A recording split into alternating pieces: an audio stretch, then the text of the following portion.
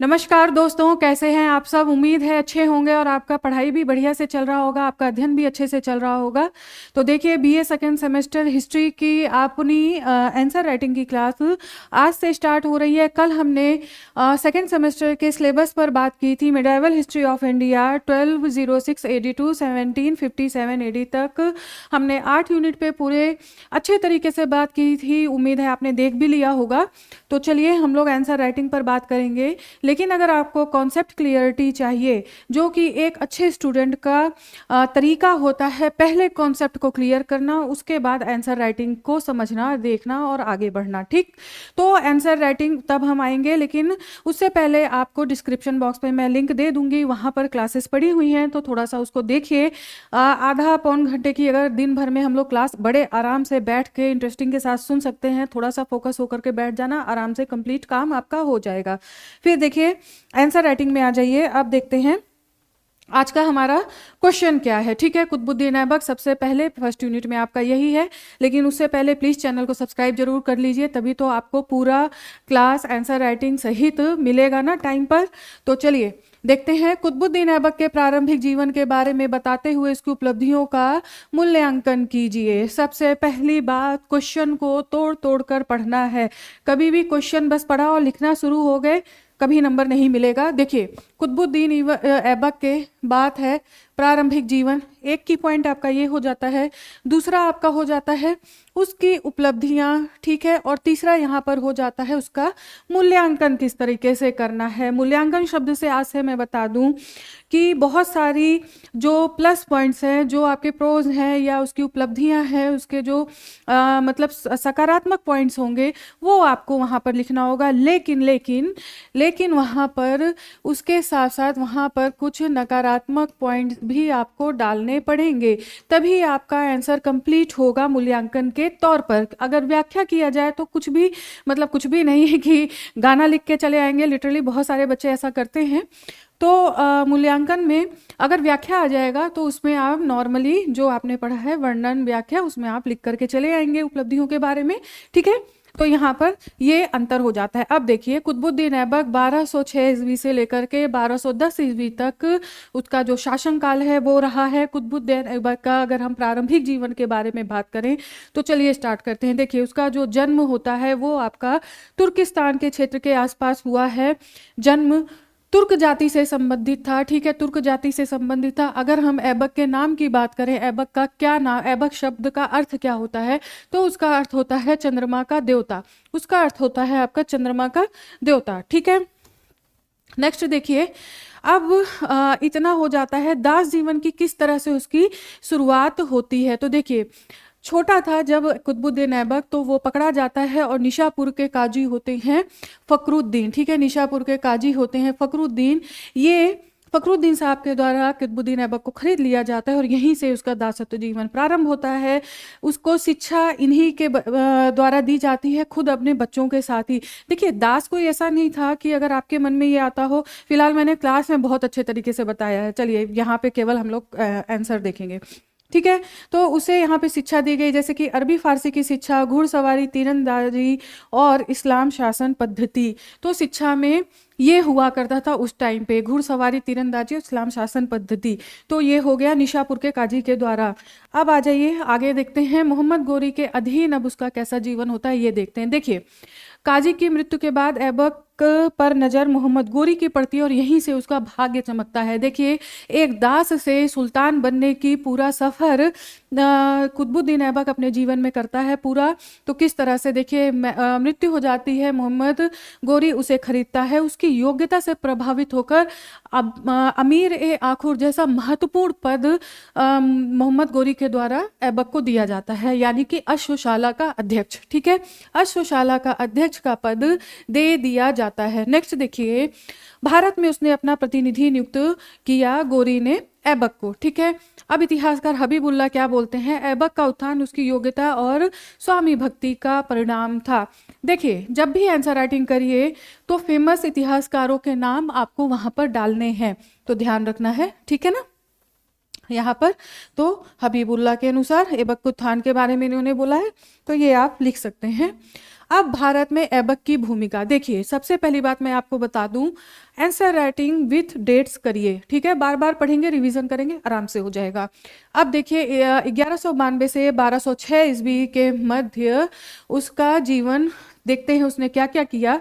तो भारत विजय में उसका योगदान, 1192 में तराइन का द्वितीय युद्ध हम लोग जानते हैं, पृथ्वीराज चौहान की यहाँ पर पराजय होती है, तो इस पे देख लीजिए। फिर 1193 ईस्वी में 1193 में दिल्ली पर अधिकार करता है, किसको पराजित करके, तो यहाँ पर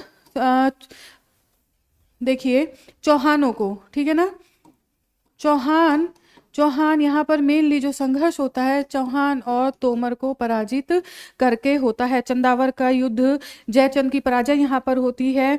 उसके बाद ये चंदेलों पर विजय प्राप्त होती है। इस विजय से उत्तर भारत में तुर्की सत्ता मजबूत होती हुई दिखाई देती है। तो कुतुबुद्दीन ऐबक के साथ मोहम्मद गोरी ने यहाँ पर यह विजय प्राप्त की होती है और मेनली इसमें मोहम्मद ऐबक की ही भूमिका है, ठीक है, उसी के नेतृत्व में ये युद्ध लड़ा जाता है।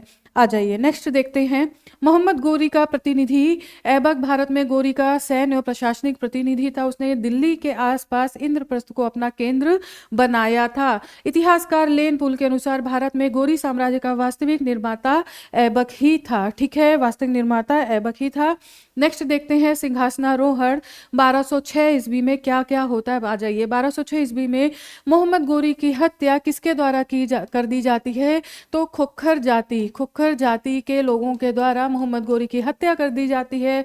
उसके बाद मोहम्मद गोरी का कोई पुत्र नहीं होता है, जिसके बाद दास यानी कि कुतुबुद्दीन ऐबक ही उत्तराधिकार के तौर पर लाहौर में राज्याभिषेक उसका किया जाता है। लेकिन उसने ना ही सुल्तान की उपाधि ली, ना ही सिक्कों और खुतबों पर अपना नाम लिखवाया। उसका कारण क्या था, क्योंकि वो अभी तक दास था, दासत्व से उसे मुक्ति प्राप्त नहीं हुई थी। उसे आगे 1208 ईस्वी में दासत्व से मुक्ति प्राप्त होती है, ठीक है।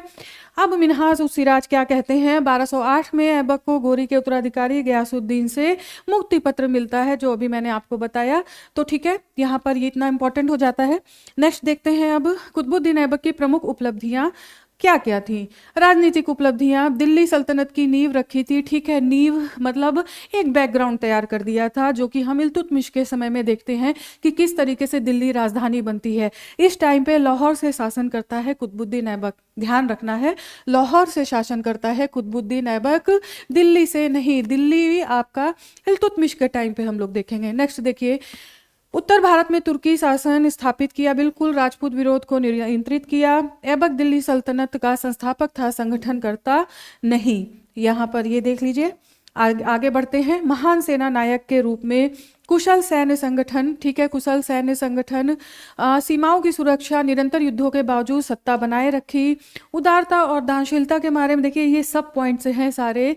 तो लाख बख्श यानी कि लाखों का दान देने वाला, गरीबों, सैनिकों और विद्वानों को संरक्षण भी दिया था, इसने दान भी देता था। तो यहाँ पर हबीबुल्ला कहते हैं उसमें तुर्कों की निर्भीकता, फारसियों की सभ्यता का सुंदर मिश्रण देखने को मिलता है। आ जाइए आगे देखते हैं, स्थापत्य और सांस्कृतिक योगदान क्या रहता है। तो कुव्वतुल इस्लाम मस्जिद, कुतुब मीनार का निर्माण का प्रारंभ इसी के द्वारा किया गया था। अजमेर में 2.5 दिन का झोपड़ा, भारत में इस्लामी स्थापत्य परंपरा की शुरुआत हमें यहीं से देखने को मिलती है। विद्वानों का आश्रयदाता था हसन निजामी, फक्र मुदब्बिर और कला साहित्य का संरक्षक भी कुतुबुद्दीन ऐबक था, ठीक है। तो अब हमने क्वेश्चन देखिए, सबसे पहले क्वेश्चन क्या था यहाँ पर, ठीक है ना, क्वेश्चन देखते हैं। क्वेश्चन देखिए, अब प्रारंभिक जीवन और उसकी उपलब्धियां, तो हमने उपलब्धियों तक बात कर लिया। अब हमें मूल्यांकन करना है, तो उसके जीवन में सबसे पहले देखिए उसके जीवन में क्या क्या चुनौतियां आती हैं, ठीक है ना। हालांकि इसको मैंने थोड़ा सा आपके सामने बढ़ा दिया है, ताकि अगर केवल क्वेश्चन उसकी उपलब्धियों और चुनौतियों से आ जाए तो भी आप टैकल कर ले जाएं, आराम से लिख ले जाएं। अगर शॉर्ट नोट्स आ जाता है तब भी आप लिख ले जाएंगे, ठीक है। पहली चुनौती कुतुबुद्दीन ऐबक के समय में यालदौज और कुबाचा की पहली चुनौती जो थी, देखिए इस समय जो यालदौज है वो गजनी का शासक होता है, ठीक है, यालदौज, और ये सभी दास होते हैं। सबसे पहली बात, सभी दास हैं। और आप देखिए जो ये कुबाचा होता है ये कहाँ पर है, तो ये आपका मुल्तान और या उच्च पे शासक होता है, ठीक है ना, उच्च पर से शासन कर रहा होता है, वहाँ पर शासन कर रहा होता है, दोनों को चुनौती बनी रहती है। गजनी पर देखिए, गजनी पर इनके द्वारा यानी कि ऐबक के द्वारा एक बार अधिकार करने का प्रयास किया भी जाता है, 40 दिन तक वहाँ पर रहता भी है, लेकिन उसके बाद वहाँ की जनता का विरोध किया जाता है तो इसे वापस आना पड़ता है, ठीक है। ये हो गया याल्दौज, और याल्दौज की पुत्री से इसका विवाह भी रहता है। तो ये सारे संबंध यहाँ पर देखिए, कुबाचा इसका दामाद होता है, ठीक है, कुबाचा इसका दामाद होता है। अब देखिए कुबाचा को ये अपने अधीन कर लेता है, ठीक है ना, कुबाचा को अपने अधीन कर लेता है समझौतों के माध्यम से। अब राजपूत शासकों का विद्रोह, दूसरी चुनौती देखिए, दूसरी चुनौती, राजपूत शासकों का विद्रोह जीतते हैं, लेकिन जब वहां से हटते हैं, क्योंकि आप लाहौर से शासन कर रहे हैं, तो यहाँ पर राजपूत शासकों के द्वारा स्वतंत्रता का प्रयास हमेशा ही किया गया है, ठीक है। तो दूसरी चुनौती यहाँ पर ये देखने को मिलती है। तीसरी चुनौती जो देखने को मिलती है, बंगाल की समस्या। देखिए बख्तियार खिलजी इस समय बंगाल और बिहार पर से शासन कर रहा होता है, पर शासन कर रहा होता है, और क्या होता है, बख्तियार खिलजी की जब मृत्यु हो जाती है तब अली मर्दान स्वयं को शासक घोषित करता है, लेकिन दूसरे गुट के द्वारा जब विरोध किया जाता है तो अली मर्दान आ जाता है कुतुबुद्दीन ऐबक के पास और सहायता की मांग करता है। तब एज ए इनके प्रतिनिधि के रूप में अली मर्दान को बंगाल में बैठाया जाता है कि आप शासन करिए, लेकिन नाम होगा कुतुबुद्दीन ऐबक का, ठीक। ये हो गया।